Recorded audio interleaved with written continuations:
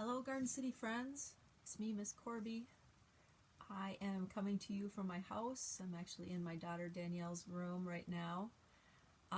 Been thinking a lot about the students, just wondering how everybody's doing, and miss you so much. It's been a long time since we've all been together. I asked your teachers if it would be okay if I read you a story, and so they said, of course, that's fine. So I wanted to share one of my favorites with you today.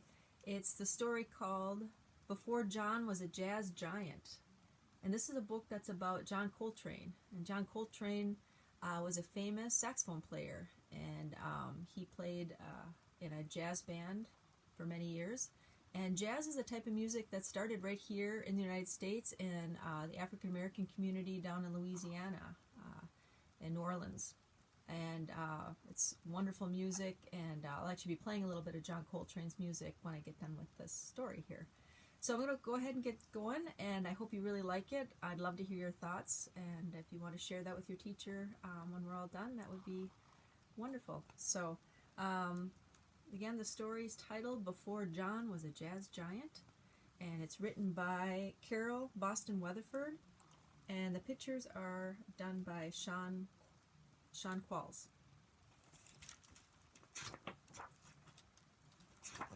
Before John was a jazz giant,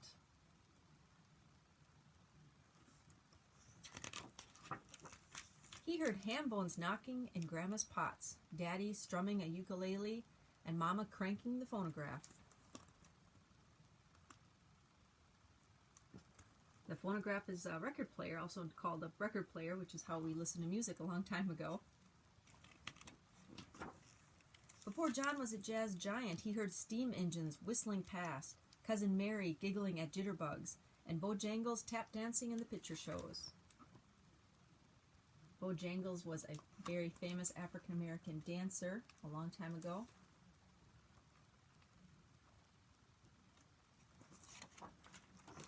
Before John was a jazz giant, he heard Grandpa's Sunday sermons, Mama playing hymns for the senior choir, and the Scoutmaster's call to join a band. This picture, you can see his mama playing on the piano, and here's his grandpa delivering the church sermon. And here's some maybe John thinking about playing, I think this is a clarinet here, and some drums in the background.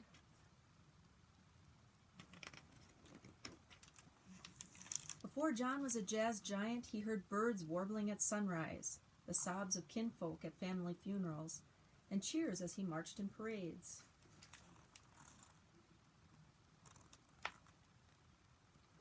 So John heard sounds everywhere, and those sounds to him sounded like music.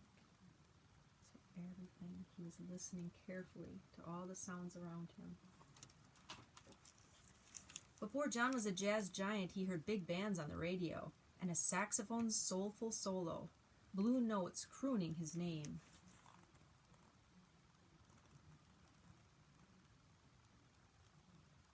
Have you ever heard a song that it sounded like it was talking right to you?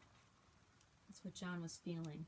That saxophone music was speaking his name. Before John was a jazz giant, he picked up that horn. I like this picture. Look at, he's holding the tenor saxophone. There's a few different kinds of saxophones in that one. This one here looks like a tenor saxophone. Look how big that is. He's pretty young there.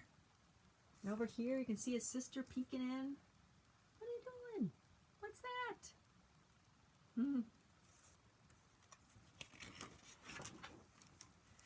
John picked up the saxophone, blew into the mouthpiece, pressed his fingers on the keys, and breathed every sound he had ever known into a bold new song.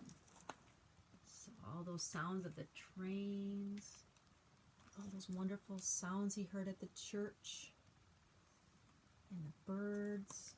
He made his own music.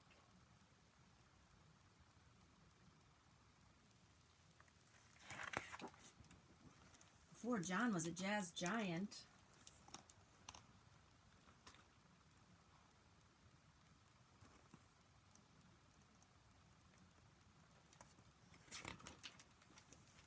he was all ears.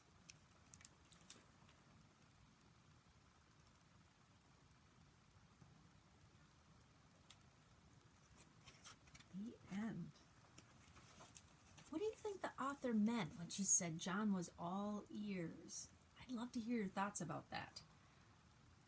Did you like that story? I know this is really one of my favorites. I really like this. One of the reasons I personally like it is because I have a connection to it, which is what I want to share with you. When I was in elementary school, I think in about 5th grade, I started playing the saxophone.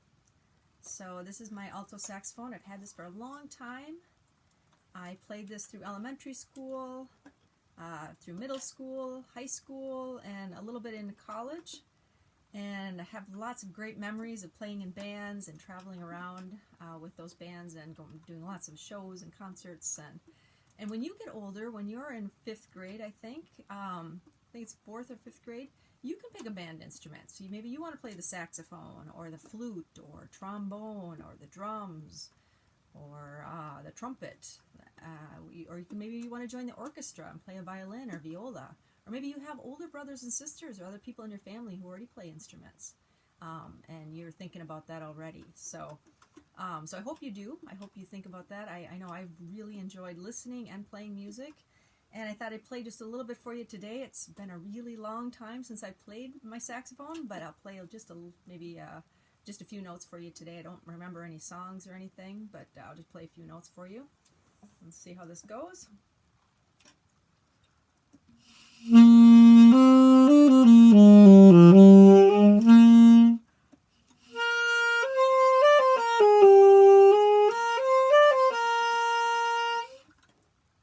That's not too bad. Maybe next time I'll know some songs. I also want to share John Coltrane's music with you. I've got a song here titled Old Fashioned, or I'm Old Fashioned it's called. It's a beautiful song.